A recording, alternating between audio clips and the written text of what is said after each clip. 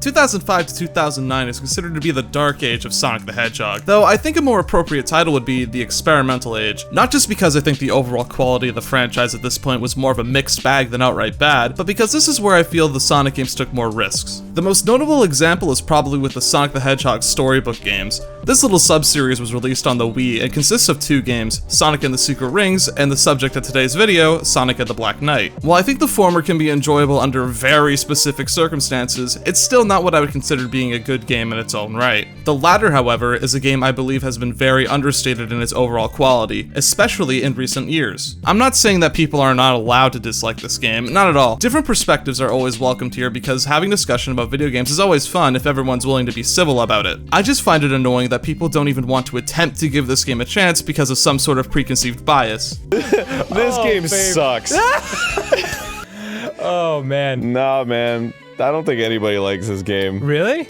I've never played this in my life. Are you serious? I actually literally don't know anything about it. How do you know it sucks then? Because everybody says that it sucks. Okay, gotcha. So I'm here to offer a bit of a different point of view. This video is coming from someone who enjoys this game a lot, but that doesn't mean I'm going soft on my criticisms. So this is why I think Sonic and the Black Knight is actually good. Before I get into the gameplay, I should probably give context as to why Sonic is an Arthurian legend to begin with. The game opens up with a young woman being chased by a knight in dark armor. The knight uses his blade to summon a bunch of monsters from the underworld. Before the knight and his minions can close in on the girl, she uses her magic to summon a legendary warrior, who, you guessed it, turns out to be Sonic himself. Sonic manages to effortlessly defeat the monsters, but before he can fight the knight, the wizard stops Sonic and forcibly makes him retreat. This woman is the granddaughter of the great wizard Merlin, and she explains to Sonic that the knight she was fleeing from was actually King Arthur himself. It turns out that King Arthur was corrupted by the power of Excalibur's scabbard. As long as he has the scabbard, King Arthur cannot be wounded. I always thought it was strange that it was the scabbard that made him immortal and not the sword itself, so I did my own research into Arthurian legend to see if this was true, and to my surprise, it actually is. Apparently, Excalibur's scabbard makes it so if the holder is wounded in battle, their wounds won't bleed. That's not the only thing I found out though. It turns out that one of the Knights of the Round Table, Sir Lancelot, fucked King Arthur's wife. Anyways, Sonic, guided by Merlina, heads to the Island of the Sacred Sword. Upon pulling the sword up from the stone, it begins to talk to Sonic. This sword is called Caliburn and is one of the sacred swords, but before the trio can do anything else, King Arthur arrives on the scene. No matter how hard Sonic tries, he can't lay the fatal blow on King Arthur because of the power of the scabbard. King Arthur spares Sonic as he sees him unworthy as a knight and takes his leave. Caliburn suggests to the two that they should go to the scabbard's previous owner to see if they can find a way to break the spell. It's a pretty interesting setup for a story that does deliver, but I want to leave that stuff for later because I actually have a lot to say about it. Sonic and the Black Knight is a very similar gameplay setup to Secret Rings in the sense that progression is on rails. Sonic and the Secret Rings is what can be classified as an auto runner. Movement is automatic and you tilt the Wii Remote to move in the corresponding direction. This system barely worked and was super awkward, especially when you were required to make precise movements. Black Knight solves this glaring issue with one simple fix. The game uses a fucking analog stick. Movement is still railroaded, however, but it feels much better to control Sonic. His acceleration is perfect for this type of game. I know that this railroad style is a turn-off for some people, and I agree that having free-form movement would have been better. The entire game is designed with this current movement system in mind, however, and I never found myself getting caught on any object due to bad design like in Secret Rings. I'll give a general overview of the level design in a second because I want to address the elephant in the room, that being the sword combat. It's no secret that Black Knight's main gimmick is the fact that Sonic is wielding a sword for the entire adventure. As a result, the game has a major focus on combat. You shake the Wii Remote to do an attack with a sword. Tilting the analog stick either forward or backwards while shaking the Wii Remote will cause Sonic to do a lunge attack or a rising slash respectively. There's also a variety of attacks you can perform while in the air. It's very simple at its core. This is where the main gameplay loop is hidden. What Sonic and the Black Knight sets out to do isn't to be a hack and slash where the goal is to rack up high rankings by doing creative combos. It's being a fast-paced platformer that requires you to chain together kills as you make your way to the goal. Most attacks in Black Knight give you a push forward of momentum to keep the pace going. You're supposed to use the proper moves in each situation to make sure you plow through the enemy forces with ease and style, and for the most part, it succeeds in that goal. Moves flow into each other nicely, so you're able to combine a lot of attacks together. Going from the forward stab to the rising slash works very well as a setup, and from there you have multiple opportunities to add your own flair. This game doesn't have as high as a skill ceiling as something like Devil May Cry does, but there still is a lot of mechanical prowess that can be had. You see this the most with the boss battles against the Knights of the Round Table. These boss battles are one-on-one encounters that put your skills to the test, especially with the rematch with Sir Lancelot. Once you're able to get the hang of the game's controls, you can do some crazy shit like this. Now we shall see what you can do. I would want to have to do better than that to defeat me. I was far too careless. While I do enjoy this combat system and I think it blends well with the general movement, I do have some complaints. The general level design, while being very functional and aesthetically pleasing, doesn't do a whole lot of things to make it memorable or stand out from a gameplay perspective. This game has a bad case of tunnel vision, in a sense that there isn't a whole lot of interesting gimmicks or diverging pathways that can really spice up the way it can be played.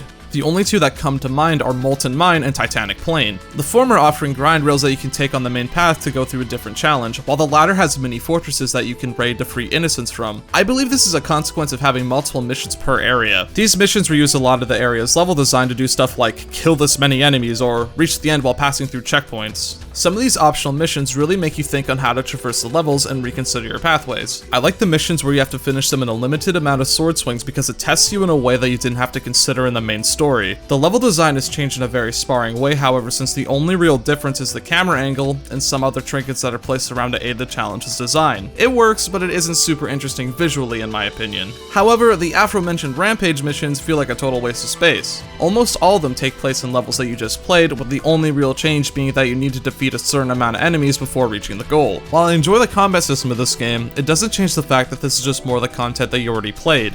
That's not to say that all the extra challenges aren't worth doing, because some do introduce more mechanics that you can play around with. Did you know that there's a kick in this game? It can be used to push away will-o-wisp that detonate afterwards. It's also useful for breaking the enemy's guard. A lot of the interesting challenges are locked behind the post-game, which is something I found very strange. I don't think that the level design and structure is bad, but it could have had a lot more diverging pathways to make revisiting areas more interesting. Another thing locked away from most of the game is the proficiency system. Whenever you finish a mission, you are rewarded stars based on your performance. You can earn up to 5 stars, and you'll always get at least 1 star per mission. These stars, unlike the ranks in previous games, actually serve a purpose. You may have noticed the star count on the ranking screen. That's the current amount of stars you've earned for that style. Once a style has earned enough stars, it'll level up and grant you new abilities. You start off with the Knight style, but near the end of the main story, you unlock 2 more. There's the Balanced Knight style, the Speed-Focused Cavalier style, and the Combat-Efficient Paladin style. These styles don't change your moveset, but they affect your stats by buffing certain attributes. Let's say you're trying to do a mission where you have to kill as many enemies as you can before the time runs out. Switching to the Cavalier style may be more beneficial since it focuses more on keeping the pace up while providing quick bursts of damage.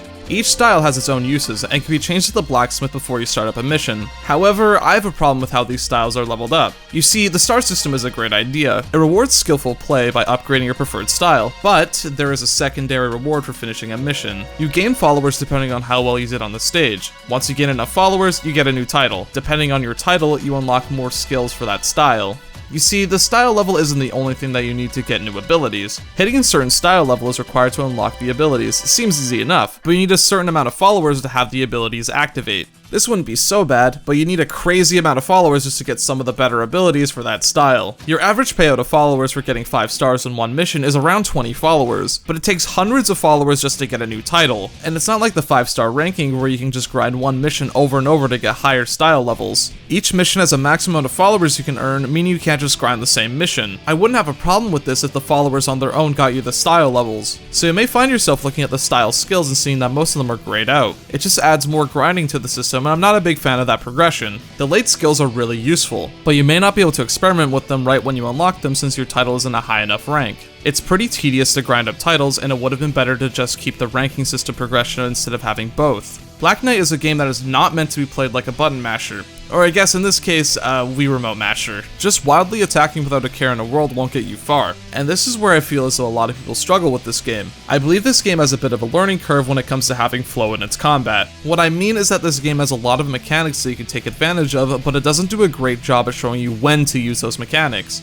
It's up to experimenting and mixing up your playstyle to find out what works best in which situation. And as a result, I don't think Black Knight is a very easy game to get into unless you're willing to put the effort into learning those mechanics. I'm not saying that this is the most complex game in the world, but I do think it requires a little more effort than most games to really get the hang of it, so I understand why people would say that this game isn't for them. But I do think that if you do go the extra mile and really learn the mechanics and how to apply different strategies, you can get a lot out of Black Knight's gameplay. It also helps that this game has a lot more content than what people really give it credit for. Once you complete enough missions in an area, you unlock the Legacy mission for that stage. These little missions are actually really cool. You get to homing attack them and collect rings like it's a stage out of Secret Rings, but with actual controls this time. But I believe one of the unanimously agreed good aspects of Black Knight is its story, more specifically, its writing. There isn't a whole lot to spoil with the story because it's pretty simple, but it's effective.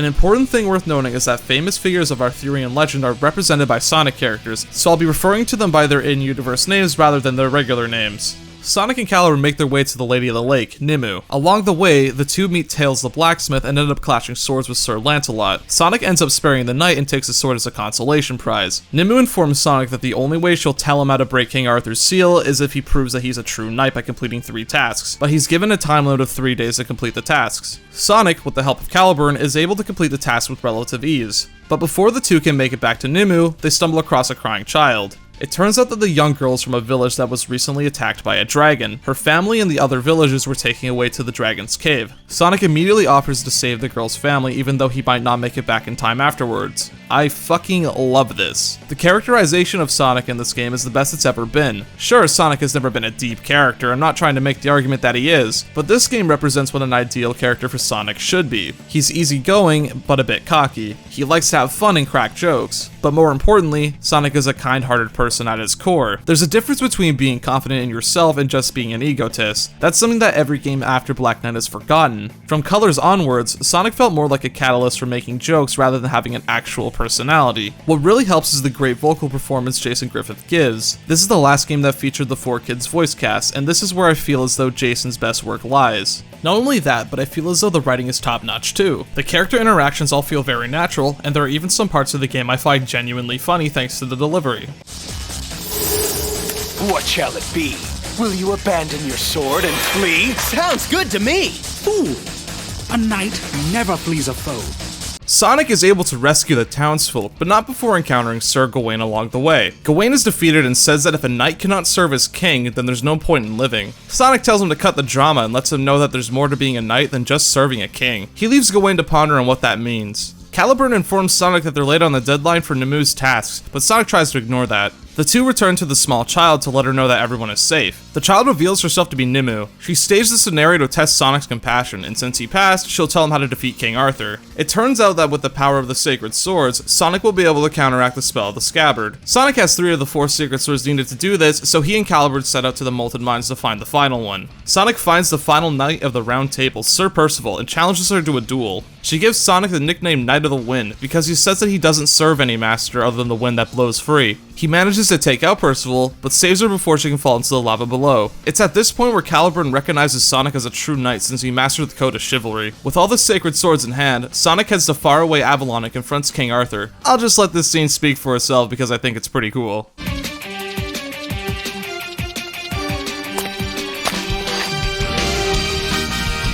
I'm Sonic the Hedgehog, Knight of the Wind.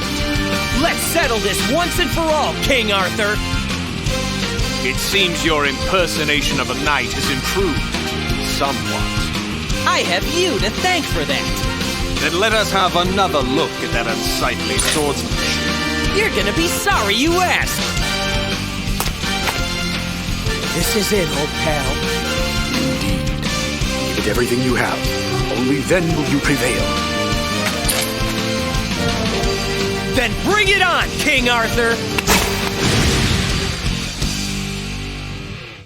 God, I love the presentation of this game. With this most likely being a budget title, the game took a very stylistic direction for cutscenes. This was also the case for Secret Rings, but I prefer the way the art looks in Black Knight. Even though the cutscenes are presented in a picture book manner, they still are somewhat animated with the way the camera moves and the way the characters change poses. It still feels very alive while keeping with the theme of being inside of a storybook. And man, this artwork looks so fucking good. I just love how the shadows are just pitch black and quiver slightly to provide some movement in the frame. I don't have to be a professional artist to say that this game has such a cool style. The rematch against King Arthur is very similar in terms of mechanics to the original battle, but does enough different to keep it fresh. The first battle was to teach you how to properly parry his attacks, and the rematch really tests your ability to know when to strike. My favorite part of these boss battles is how player dictated the flow is. If you're skilled enough, you can play on the aggressive side and defeat the bosses in less than a minute. But, if you're less confident in your abilities, it's totally viable to keep on the defensive and only retaliate if you see an opening. That's probably why the only bosses I'm not a fan of are the 2 fights against the dragons. Movement is a huge part of Black Knight's overall design, so when you fight these dragons and are stuck in place and can only awkwardly move left and right before you can attack, it feels very off. The King Arthur bosses always keep you moving forward, which is when Sonic controls at his best in my opinion. Even the bosses against the Knights of the Round only let you move forwards and backwards on your own will, so there's no awkward moments of trying to align yourself. Sonic is able to down King Arthur once again, and the king tries to use the scabbard to heal his wounds. Sonic uses the opportunity to place the sacred swords around King Arthur to disrupt the spell. Sonic then fucking kills him!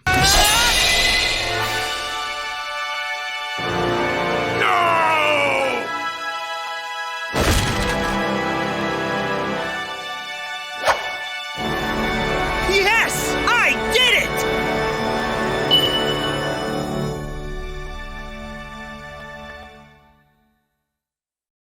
And that's where the game ends. I'm serious, the credits just start to play here. It's a pretty strange decision to just stop here, and it's kind of an unfulfilling conclusion if you really think about it, but I guess it can't be helped.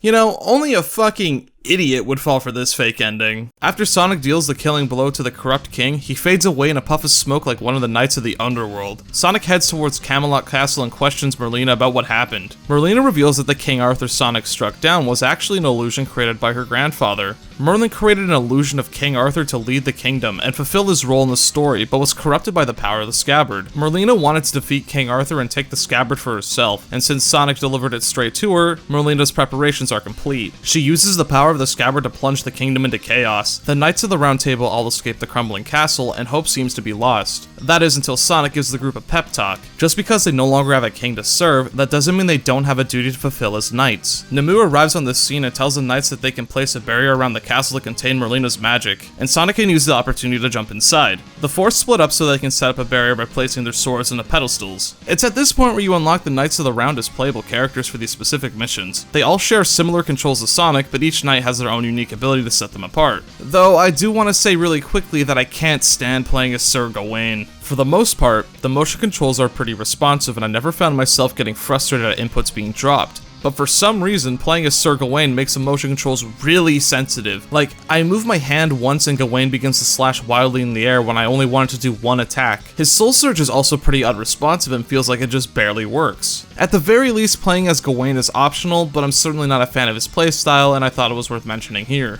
With the barrier set up, Sonic jumps inside to confront Merlina. Before the two battle, Sonic asks why she's going down this path. It turns out that Merlina can see into the future and knows about the tragic fate of King Arthur and the Knights of the Round Table. She knows that the world is destined for ruin and she wants to use the power of the scabbard to create an eternal kingdom. That's actually a pretty interesting conflict for a villain in a Sonic game. Merlina isn't some sort of malevolent god or someone who's fueled with a desire to conquer the world. She's just a regular person who's afraid of the end. Her plan to give eternal life to the kingdom isn't inherently selfish, but it does come out of fear for her own life. Contrast this with Sonic, who himself lives in the moment and isn't afraid of the end. He believes that life should be lived to its fullest and that you should appreciate the time you have while you're still around. He stands up to Merlina even after taking a massive beating, not because of some knight's code, but because it's the right thing to do. It goes beyond the standard good versus evil storyline and is more of a clash of differing ideals. I'm not saying that Black Knight is some ultimate deconstruction of classic narratives or some secret criticism of a knight's code. It is a game made for kids after all, and I'm aware of how ridiculous this scenario actually is. I have enough self-awareness to know that.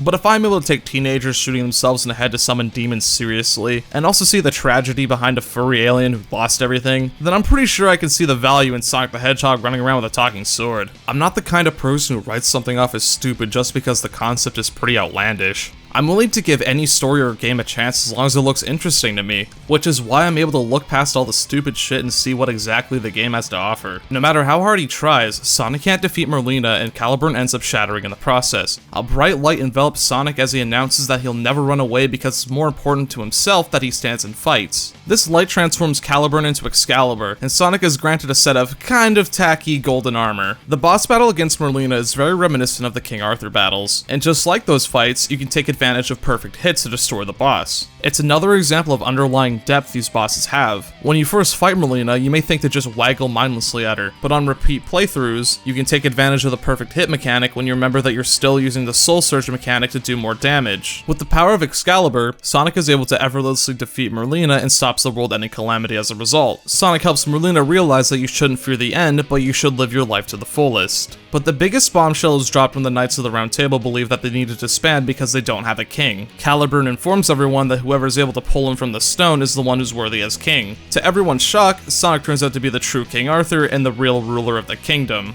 Sonic and the Black Knight may not be a perfect game, but I still believe that it's a solid time. There is some really stupid shit about it, that I'm willing to admit, and it does have a bit of a learning curve, but Black Knight has something that the Sonic games after this lack, and that's the heart. Yes, I do think that Sonic Generations and Sonic Mania are good times and are better designed than Black Knight, but they feel very factory produced, they feel safe, they feel like weaponized nostalgia. Sonic has lately been stuck in a loop of just reminiscing on past glory and being self-referential, and sure, every once in a while we'll get a good game out of it, but for almost 9 years now, it's been general mediocrity. Sonic as a character has been so flanderized to the point where he isn't even recognizable anymore. The plots are no longer about trying to tell an actual story, but to just make unfunny jokes. I know plots aren't the main reason as to why people play these games, but they were what helped Sonic stand out from the crowd back in the early 2000s. Even when they weren't written well, they still had ambition, and I can at least credit that. Black Knight is the last game to have fully original ideas, and it's also the last game to attempt to tell a story. Sonic and the Black Knight is the last game that understood Sonic, and it's something that's overlooked because people write this game off as bad just because he's holding a sword. It's totally fine if you genuinely don't like this game and have issues with it. I too have my own criticisms with the game, but it isn't nearly as bad as everyone says it is. Fundamentally, what I'm asking you to do is, ironically, not judge a book by its cover, even if the thing in question is a Sonic storybook.